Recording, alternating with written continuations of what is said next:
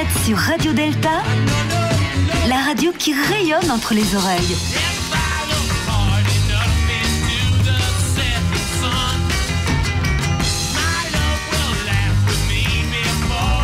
Radio Delta. Déjà le 10e épisode, la 10e émission de 1, 2, 3 Soleil sur Radio Delta. 10e émission donc, et surtout la première émission de la saison 2. Nous cheminons doucement sur la voie initiatique en ce qui concerne la franc-maçonnerie, mais sur la voie du transhumanisme. Donc un tout petit peu plus loin, on a parlé de la médecine, on a parlé de la réparation. Alors, Bernard, où commence un petit peu la frontière dangereuse entre la réparation, entre ce qui fait du bien, et puis ce qui pourrait soulever un certain nombre de questions, et lesquelles? Et on développera les questions, mais je voudrais que tu nous parles de cette zone d'ombre ou de cette crête un peu abrupte, et on ne sait pas très bien de quel côté on est. Il y a actuellement 4 grandes techniques pour faire du transhumanisme. Les nanotechnologies, ça pose pas de problème et il n'y a pas de risque de dérive a priori, puisqu'on utilise du microscopique, nano c'est 10 puissance moins 9, pour aller guérir des cancers, pour aller nettoyer des vaisseaux remplis d'athérome. Tout au moins, c'est ce qu'on espère faire. C'est encore du domaine de la recherche. Donc, nanotechnologie, ça pose pas de problème. Pardon, excuse-moi, juste pour savoir, est-ce que, par exemple, les micros, hyper-micro caméras qu'on nous met dans les artères en cas de problème artériel, etc., est-ce que c'est des nanotechnologies ou pas pas? C'est trop gros, ça. C'est trop gros, d'accord. Non, mais c'est pour que nos auditrices comprennent. Voilà, ça c'est trop gros. Non, voilà. Les nanotechnologies, c'est vraiment actuellement de l'exploration, mais on est à peu près certain que ce sera très utile dans quelques années pour augmenter la durée de vie de 20 à 30 ans, puisque on devrait supprimer, c'est l'hypothèse optimiste, on devrait supprimer toutes les pathologies vasculaires et toutes les pathologies cancéreuses par l'administration de thérapie ciblée ou de chimiothérapie dans des zones cancéreuses, ou bien, c'est ce que je disais, c'est nettoyer les vaisseaux. Oui. Ensuite, ça, c'est pas très bon pour le viager, ça. Ah oui, non, mais ça, faire vivre les gens plus longtemps, ça pose énorme problème. Mais Philippe Benhamou vient d'acheter en viager à quelqu'un de 95 ans.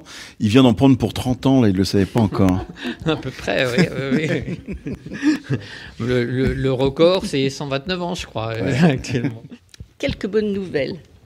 Je viens de voir un article au sujet d'une start-up française qui s'appelle, un nom pas français du tout, je ne sais pas ce qu'ils ont à tous s'appeler avec des noms anglais, Wondercraft, actuellement composé de 35 ingénieurs formés dans nos si décriées grandes écoles, l'IX, Mines, etc., puis qui sont aussi passés par les universités étrangères. Ils viennent de présenter un exosquelette qui va permettre à des personnes condamnées au fauteuil roulant de se tenir debout, de marcher, de vivre comme tout le monde. Et il leur a fallu, disent-ils, 100 000 heures de développement pour arriver à ça. Pour accélérer la cadence sur le développement, ils sont en train de faire une levée de fonds de 15 milliards d'euros. Le double de la prévision des Jeux Olympiques. Ça me paraît pas cher. L'appareil qui pèse 60 kilos et coûte actuellement entre 100 et 200 000 euros ne pourra dans un premier temps équiper que des centres de réadaptation. Mais l'objectif final, c'est tout de même les 3 millions d'Européens qui vivent aujourd'hui en fauteuil. Et là, il n'y a que l'argent privé qui finance. L'argent des business angels. Eh bien, moi, j'aurais bien voulu y voir un peu de ma contribution à l'argent public. Ça m'aurait fait moins mal de payer mes impôts. Nous sommes au cœur d'une transformation profonde qui change tout, bouleverse tout et casse tout de manière imprévisible. On ne descendra pas de la révolution actuelle comme on descendrait d'un train. Nous sommes embarqués dans une aventure technologique irrépressible, incontournable, irréversible, qui nous impose comme un destin et va entraîner un pouvoir infini sur notre nature, au point d'envisager pas moins que de tuer la mort. La mort de la mort, le slogan barbare de Ray Kurzweil, ingénieur en chef de Google, créateur de l'université de la singularité et conseiller de l'oligarchie numérique. Le transhumanisme m'apparaît plutôt comme une idéologie démiurgique qui veut renoncer à la condition humaine traditionnelle avec ses fragilités, ses imperfections, ses limites, pour créer un homme amélioré, métamorphosé par des implants de nature diverses. L'intelligence artificielle, comme le moteur de recherche Google, s'interfacera avec nous et notamment nos cerveaux, telle une neuroprothèse, laissant derrière tous les humains archaïques, chimpanzés du futur que nous sommes déjà. Nul n'échappera à une neuromanipulation, un neurohacking, voire une neurodictature. Le téléchargement du cerveau sur des mémoires inaltérables rendra-t-il la conscience éternelle ? Moi, j'ai une réflexion, je nourris une réflexion, je travaille sur une réflexion depuis des années, que je n'ai jamais dénommée transhumanisme, qui vise à essayer de comprendre et d'extrapoler sur le fait que, à partir de l'évolution darwinienne de la vie, telle qu'elle s'est produite pendant des millions d'années, l'homme a été, à un moment donné, une rupture, parce que lorsqu'il a maîtrisé la technologie au-delà d'un certain seuil, la technologie lui a permis de s'abstraire de toute évolution darwinienne pure. C'est-à-dire qu'au lieu de prendre des plus longs doigts ou une meilleure vue ou ainsi de suite, il a inventé l'outil, il a inventé tout un tas d'outils, il a inventé la technologie, il a inventé l'électronique, et on en est arrivé au point aujourd'hui où il a inventé un deuxième monde qui est le monde électronique, numérique, virtuel, dans lequel il n'y a plus de distance, il n'y a plus rien. On peut communiquer comme on le fait aujourd'hui avec nos auditeurs, puisqu'on n'est pas sur FM, hein, on est sur, enfin, même si on est franc-maçon, on est sur web radio. On peut communiquer instantanément à l'autre bout du monde ou chez son tout le monde nous entend instantanément. Voilà, on peut tout faire. On peut tout faire aujourd'hui sans avoir à se déplacer, sauf quand on a à se déplacer pour aller acheter une baguette de pain ou pour aller voir des potes. Donc, la question que je me pose depuis très longtemps, depuis quelques décennies, c'est: est-ce que l'évolution naturelle de l'homme n'est pas globalement par là ? C'est-à-dire, est-ce que nous n'avons pas stoppé notre processus évolutif en tant qu'être humain, socialisé, sociétal et ainsi de suite, avec la technologie, et où est-ce que ça s'arrête ? Et voilà, je te laisse la parole avec cette sympathique question, Bernard. Un des principes de base du transhumanisme... Bernard Lebeau. C'est l'homme fait partie de la nature et répond à ses lois. Et le terme virtuel, le qualificatif virtuel, me paraît dangereux, parce que ce qui est virtuel n'est peut-être pas naturel. Mais non, le virtuel est naturel. La technique, même si on ne la palpe pas, même si on ne voit pas les ondes, elles sont là. Donc le virtuel, pour moi, c'est le rêve peut-être, mais c'est sûrement pas ce que nous vivons tous les jours. Ce que nous vivons tous les jours et ce qui nous est imposé tous les jours, ce sont les lois de la nature. Et donc c'est struggle for life. Ensuite, il faut que l'homme arrive à adapter la nature pour bénéficier d'une qualité de vie, et il a cette liberté de choisir sa qualité de vie, à condition de ne pas emmerder le voisin, respecter l'autre. Les transhumanistes, ils disent que pour eux c'est nécessaire parce que de toute manière ils veulent désexualiser, ils veulent aller sur un humain augmenté, ils veulent aller sur un post-humanisme, et la procréation, l'utérus artificiel donne la possibilité de se dégager complètement de ces contraintes de la grossesse. Donc c'est l'outil ultime de l'égalité entre l'homme et les femmes, la grossesse n'étant plus l'apanage des femmes. Pour nous, les êtres humains, non adhérents à ce mouvement philosophique de transhumanisme, est-ce que ça fera du sens ? Donc d'abord, ça va se faire progressivement. On va d'abord dire qu'il y a des finalités médicales, on va faire des modèles expérimentaux, on va essayer de comprendre ce qui se passe dans cette période, là je vous ai dit du 7e jour au 6e mois. On va sans doute chercher des médicaments pour les femmes qui font des fausses couches à répétition. On va donner des médicaments pour les embryons ou les fœtus qui ont des retards de croissance importants pour que ça se développe mieux. Voilà, ce sera un outil médical. Puis on fera des tests animaux. Puis un jour dans la presse, on dira il y a un miracle. L'utérus artificiel a servi à sauver une fausse couche très précoce. Et puis voilà, ce sera la révolution. Et puis après, on ira encore un peu plus loin. On dira bah oui, finalement l'utérus artificiel c'est pas mal. Pour les femmes qui ne peuvent pas avoir d'enfants, c'est quand même moins compliqué que de faire une greffe d'utérus. Et puis c'est beaucoup plus éthique que de faire de la gestation pour autrui. Voyons. Voilà, donc peut-être que ça deviendra un autre choix de conception ou de contraception. Alors vous entendrez cette chronique, enregistrée bien sûr, la fête de Yom Kippour aura commencé.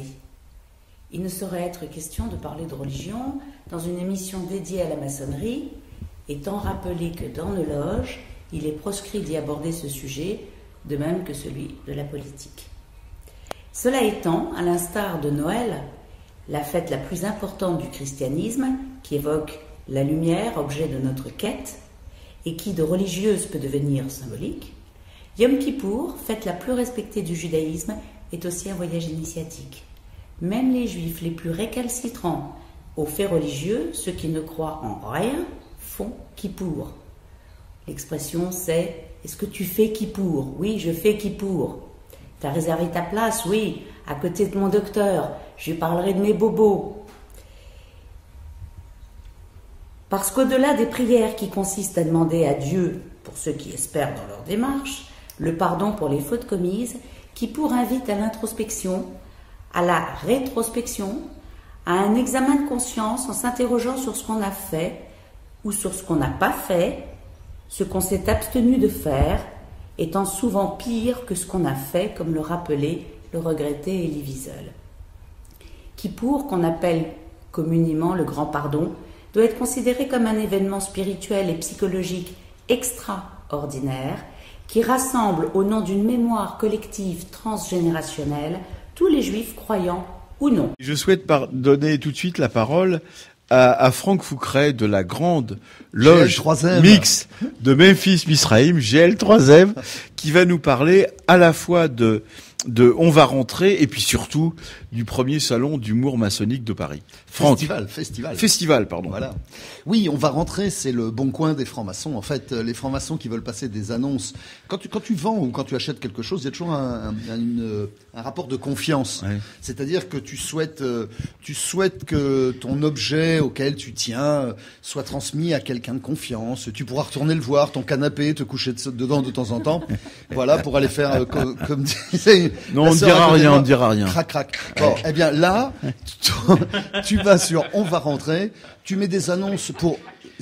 On va rentrer, c'est pour faire crac-crac, c'est sûr. Non, Jean-Laurent, s'il te plaît. J'ai pas dit on va la rentrer, c'est on va rentrer. On va rentrer.com. S'il te plaît. On va www.onvarentrer.com. Exactement. Et 1400 frères et sœurs de toutes obédiences, tous tuilés, donc sérieux. On a toutes les annonces aujourd'hui. On a de la vente de voitures, de la vente d'appartements, des locations. L'appartement de Montreuil de Philippe Benamou. Oui, exactement. Il était dedans cette semaine et merci, il a été vendu cet après-midi.